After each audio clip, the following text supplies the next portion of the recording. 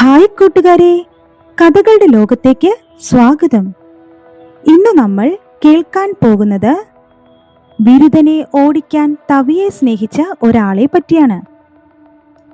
എല്ലാവരും എൻ്റെ കഥ കേൾക്കുന്നത് എവിടെ നിന്നാണ്? കഥകൾ ഇഷ്ടമാകുന്നുണ്ടോ? ഇഷ്ടമായാൽ കമന്റ് ബോക്സിൽ അഭിപ്രായപ്പെടുത്തണേ. ചാനൽ സബ്സ്ക്രൈബ് ചെയ്യുക. നിങ്ങളുടെ പിന്തുണയാണ് കഥകൾ പറയുന്ന എനിക്ക് പ്രചോദനം. അപ്പോൾ നമുക്ക് കഥയിലേക്ക് കടക്കാം. പണ്ടൊരു പാൽപാത്രം ഉണ്ടായിരുന്നു. ഭയങ്കര അച്ചടക്കമുള്ള പാൽപാത്രം. പാൽപാത്രത്തിന്റെ കൂട്ടുകാരനായിരുന്നു പാൽ. പാലാവട്ടെ ഒരു വികൃതിക്കുട്ടൻ. എന്നും ചൂടാകുമ്പോൾ പാൽപാത്രം ശ്രദ്ധിക്കാത്ത നേരം നോക്കി പാല് പെട്ടെന്ന് പതഞ്ഞു പൊങ്ങി മുകളിലേക്ക് വരും. എന്നിട്ട് തുളുമ്പി പാൽപാത്രത്തെ കളിയാക്കി ചിരിക്കും.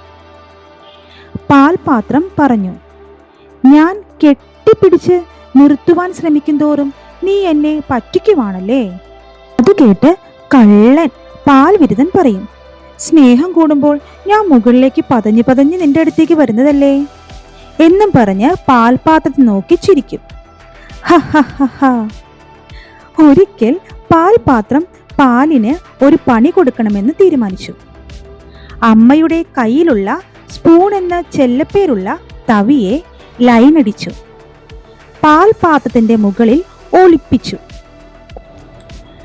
തവിയെ കണ്ട പാലിന് കുശുമ്പ് വന്നു.